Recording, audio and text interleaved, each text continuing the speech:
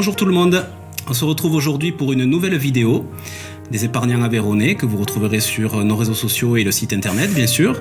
On va revenir sur une vidéo que j'avais postée il y a quelques temps déjà où je faisais un petit peu le point sur les différents placements qui existent. Alors là on va se focaliser sur cette vidéo sur l'épargne bancaire, donc on va faire un petit peu le point plus en détail sur les livrets qui existent. Alors ça va être assez rapide parce que forcément c'est pas le cœur de notre métier en tant que conseiller en gestion de patrimoine, mais c'est vrai qu'il faut les connaître, il faut savoir comment ça fonctionne. C'est quand même important. Donc c'est ce qu'on va faire aujourd'hui. Alors le premier livret, qui est un livret qu'on appelle réglementé, puisque les conditions sont fixées par l'État, les conditions de détention et de rémunération, vous allez voir. Alors c'est le livret A qui est très connu, on va dire, de tout le monde, de tous les épargnants. Alors les règles principales, vous les avez sur le slide qui s'affiche à l'écran en ce moment. Alors déjà, on peut détenir qu'un seul livret par personne physique. Ça, c'est la base. Ensuite, l'épargne est disponible. Vous pouvez retirer l'argent que vous y placez dessus quand vous le souhaitez. Il n'y a pas de souci là-dessus. Il n'y a pas de fiscalité, c'est un autre des avantages. Pas d'impôt sur le revenu, pas de prélèvements sociaux. Les versements sont libres, vous faites ce que vous voulez, ponctuellement, de manière récurrente.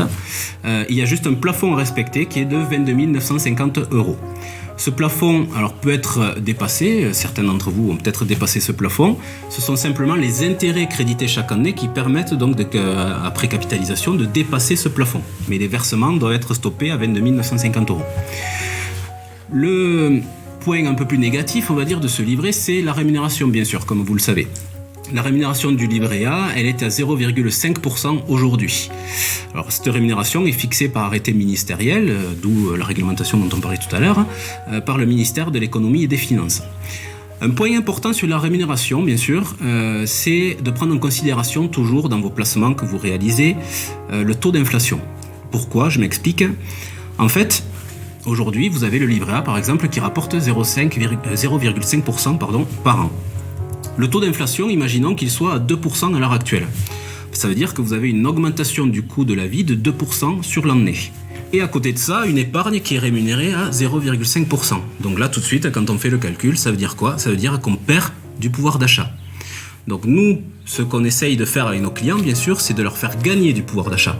Donc c'est souvent la meilleure solution, de partir sur des placements un peu différents, un peu plus compétitifs, pour essayer de battre ce taux d'inflation et de vous faire gagner du pouvoir d'achat. Ça, c'est la base.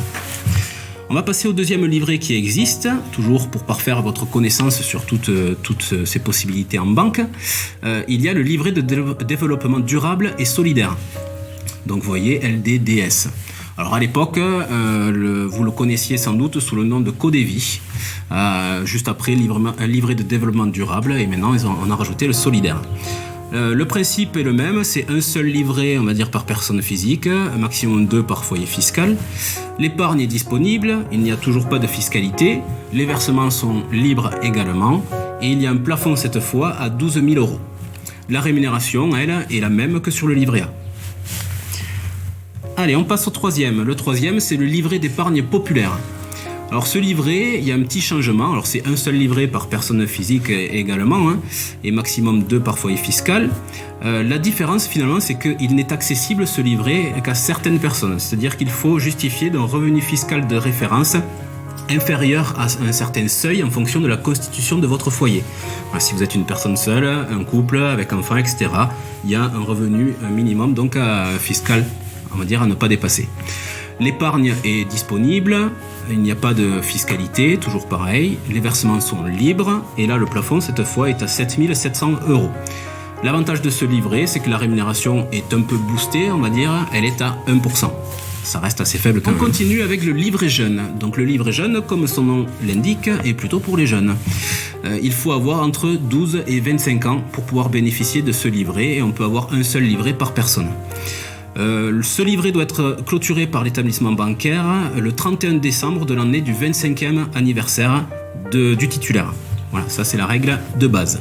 L'épargne est également disponible, pas de fiscalité non plus, versement libre, mais un tout petit plafond, 1600 €. On ne peut pas mettre grand chose sur ce livret jeune.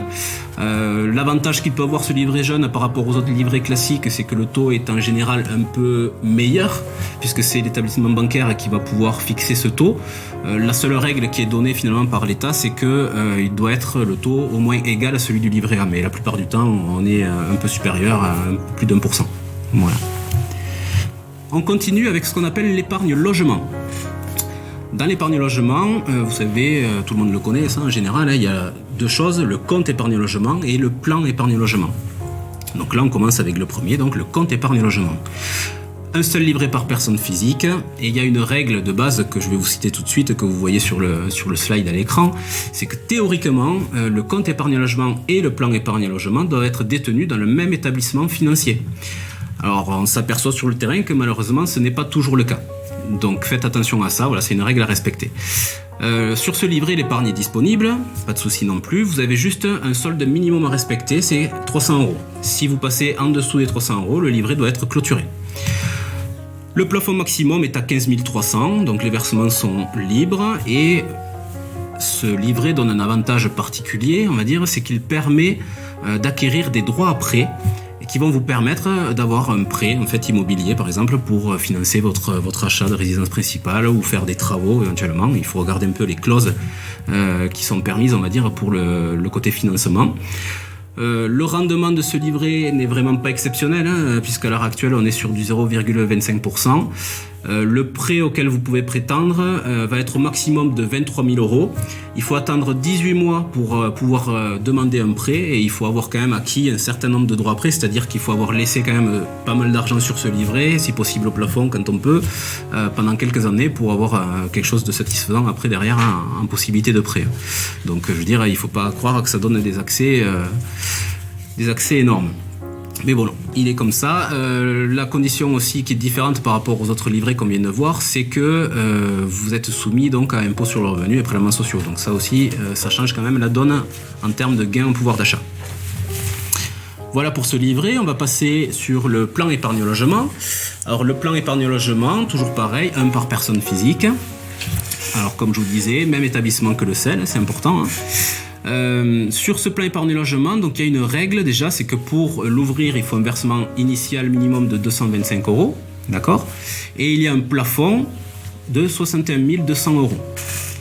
Alors il y a une règle particulière, c'est que ce plan, pour qu'il continue à vivre, il faut pouvoir l'alimenter mensuellement, trimestriellement ou semestriellement, mais au moins tous les ans, il faut rajouter un petit peu d'argent.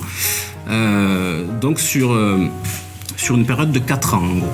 Donc aujourd'hui, si vous avez une grosse somme d'argent par exemple à placer, oui, je vous l'ai mis entre parenthèses sur le slide, on ne peut pas verser plus de 59 040 € parce qu'il faut pouvoir rajouter le minimum annuel qui est de 540 € pendant 4 ans. Donc en gros, si vous faites 59 040 plus 540 x 4, qui est le temps minimum de la durée minimale, 4 ans, vous arrivez donc au plafond de 60 200. Donc il faut garder au moins cette marge pour que le plan épargne logement puisse continuer à vivre. Donc sinon, on va dire dans la plupart des cas, vous faites une ouverture de 125 €, vous faites un versement, minimum 45 € par mois. Après, c'est vous qui choisissez, il n'y a pas de maximum, on va dire. Il suffit de respecter le plafond qu'on vient de citer. Et ça vous permet éventuellement de vous constituer un apport pour un projet immobilier.